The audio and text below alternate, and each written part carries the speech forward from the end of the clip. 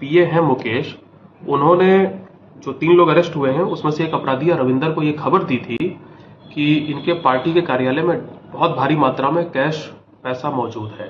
चूंकि चुनाव का समय है तो और राजनगर के राटी में ही इनका लोजपा का पार्टी का दफ्तर है।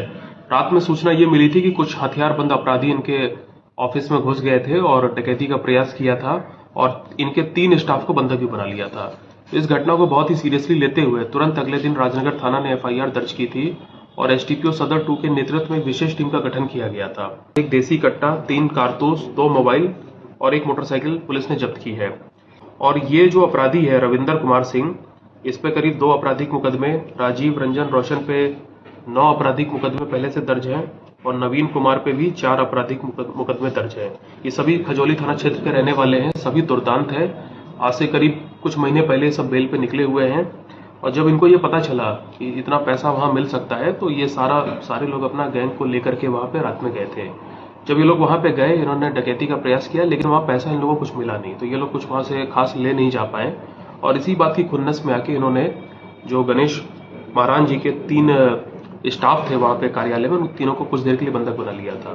पुलिस को तुरंत सूचना मिली थी, पुलिस वहां पहुंची, फिर एफआईआर दर्ज की गई। तो इन तीनों ही अपराधियों की गिरफ्तारी से पूरे घटना का उद्भेदन हो गया है। पूरे गैंग में कौन कौन लोग शामिल थे वो भी पुलिस ने पता लगा लिया है और इन सभी की गिरफ्तारी के लिए और खास तौर पे जो उनका पीए है मुकेश, जिसने ये पूरी लाइनिंग दी है, इन सब की गिरफ्तारी के लिए विशेष टीम गठित हो गई है। लगातार छापेमारी हो रही है और बहुत जल्द इन सबकी गिरफ्तारी की जाएगी। चूंकि ये एक पॉलिटिकल पार्टी के एक पदाधिकारी से जुड़ा मामला था तो बहुत संवेदनशीलता से हम लोग ने इसका अनुसंधान करके तुरंत अनुसंधान किया है और पूरी पुलिस टीम ने बहुत अच्छा काम किया है। एसटीपीओ सदर 2 और एसएचओ राजनगर ने इसमें तुरंत उद्भेदन किया है। मैं सभी को अपनी तरफ से पुरस्कृत करूंगा। 13 सितंबर रात्रि को इसी लोजपा रामविलास पार्टी कार्यालय में हुई थी डकैती। 7 दिनों के अंदर में मधुबनी पुलिस ने किया सफल उद्भेदन। एक देसी कट्टा, 3 जिंदा कारतूस के साथ 3 अपराधी हुए गिरफ्तार। गिरफ्तार व्यक्ति का रहा आपराधिक इतिहास। 9 अन्य की तलाश में जुटी पुलिस।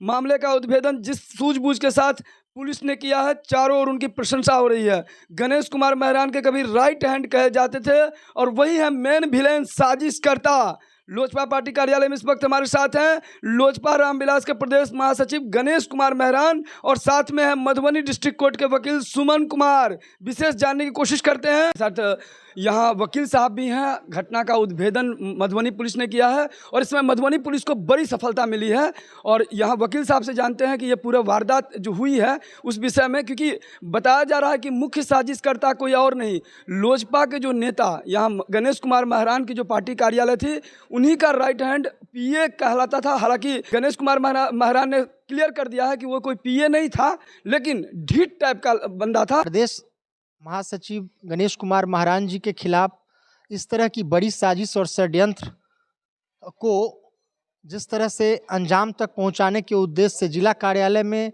आकर वारदात को अंजाम देना, जैसा कि एफआईआर के आवेदन से भी स्पष्ट हो रहा है कि वो हथियार से लैस अपराधीगण थे, दर्जन की संख्या में थे और जिस इरादे से आकर के वो गणेश कुमार मेहरान जी को खोज रहे थे, तब जबकि ये मधुबनी के लोकप्रिय नेता हैं, भावी विधानसभा प्रत्याशी नगर विधानसभा मधुबनी हैं, जो मुख्य साजिशकर्ता इस घटना को अंजाम देने के लिए इतना दुस्साहस किया और उसके जो भी नापाक इरादे थे उसका उद्देश्य, उसके पीछे किस तरह का संरक्षण, कहाँ से जुड़े हुए तार, यह सब समय के साथ जो है वह सामने आएगी।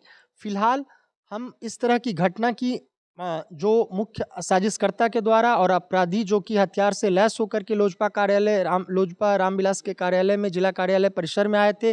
गणेश मेहरान जी के शब्दों में गणेश कुमार मेहरान जी को जिस तरह से टारगेट करते हुए उन पर जानलेवा हमले की साजिश के संदर्भ में आए थे।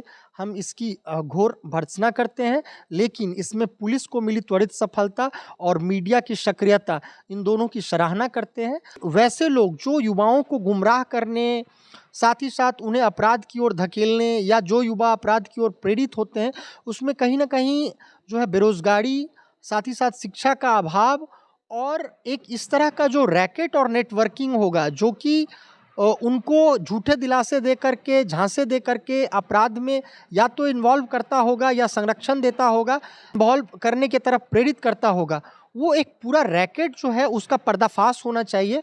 और निश्चित रूप से जैसे कि उत्तर बिहार का इलाका जो कि बाढ़ प्रभावित रहता है, या जहाँ पर कृषि पर अधिकांश लोग निर्भर हैं, या रोज़गार की कमी है, या जिस तरह से विकास अभी भी जितना होना चाहिए था उससे विकास वंचित है, और जो तबका जो जनसंख्या का वो प्रतिशत जो इस विकास और रोज़गार से अभी भी जुड़ना बाकी है, मुख्य धारा में आना बाकी है, उन सब बीच इस तरह की अपराध की प्रवृत्ति को बढ़ावा देने के लिए जो लोग भी काम करते हैं उन सबको न्याय के कटघरे तक, न्याय प्रणाली तक लाना, पुलिस के द्वारा उनको जो है न्यायिक प्रक्रिया तक गिरफ्तार करने के माध्यम से लाना, और पुलिस और न्याय प्रणाली दोनों के माध्यम से उन लोगों का पर्दाफाश करना, ये निश्चित रूप से न्याय का विषय होगा, गंभीर जांच का विषय होगा।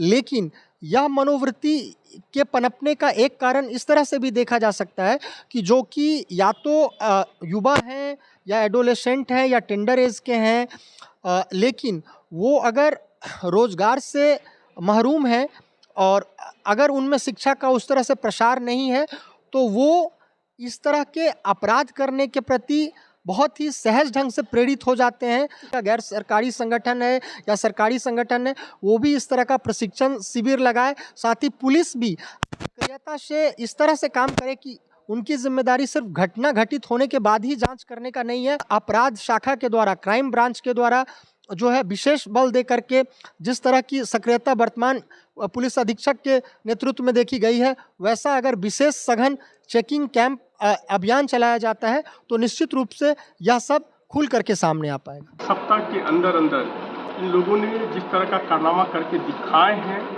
जो उद्भेदन किए हैं, वो अपने आप में काबिल तारीफ है। मैं दोबारा दिल के गहराइयों से इन सबों को धन्यवाद देना चाहता हूँ। क्या कहना चाहेंगे? पता चला है कि मुख्य साजिशकर्ता के रूप में ऐसे व्यक्ति आपके साथ था जिसे आप राइट हैंड मानते थे। सोशल मीडिया में सुना है जिसमें प्रशासन के द्वारा पीए का जो उपाधि दिया गया है, पीए मेरा था नहीं। वो एक लंबे समय से लगभग 2-3 सालों से पार्टी कार्यालय पे हमेशा आके बैठता था। धीरे धीरे मुझे पता चल रहा था कि वो यहाँ पर आए हुए जो भी हमारे आगंतुक होते थे, चाहे वो हमारे स्टाफ हो, चाहे पार्टी के जुड़े हुए जो भी व्यक्ति हो, उनसे उन्होंने साइड में जाकर मोबाइल नंबर कलेक्ट करना और उनको ठगी का शिकार बनाना, यानी सरकारी नौकरी के नाम पे पैसा ठगने का उसका सिलसिला चल रहा था।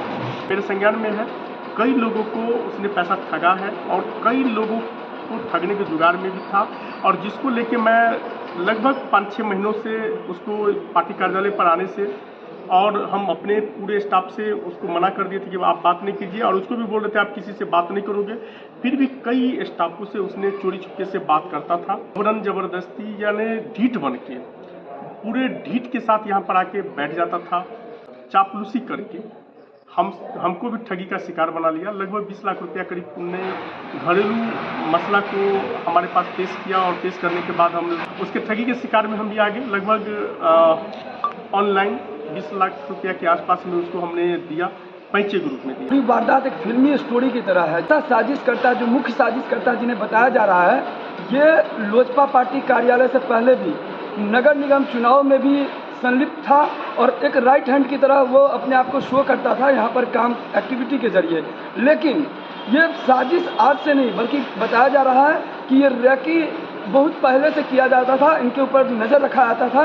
और ये जो वारदात हुई है, इससे पहले भी 11-12 ये 2 दिन लगातार रेकी हुआ है, और 13 तारीख की वारदात हुई है। 13 सितंबर को ये डकैती की घटना को अंजाम दिया गया था।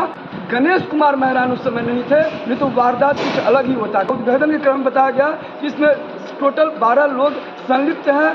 3 की गिरफ्तारी हुई है, जिसमें 1 देसी कट्टा और 3 जिंदा कारतूस के साथ 3 अपराधी गिरफ्तार हुए हैं, और बाकी 9 की तलाश लगातार पुलिस कर रही है। इस समय जिस तरीके का मधुबनी पुलिस का रोल हुआ है, वाकई में लोगों के द्वारा कही जा रही है कि मधुबनी पुलिस को लगातार इस तरह की सफलता यदि मिलती है तो निश्चित रूप से आने वाले वक्त में जो मधुबनी में जो क्राइम में लगातार बढ़ोतरी हो रही है, वो क्राइम कंट्रोल भी होगा और अपराधी पर नकेल कसा जा सकता है।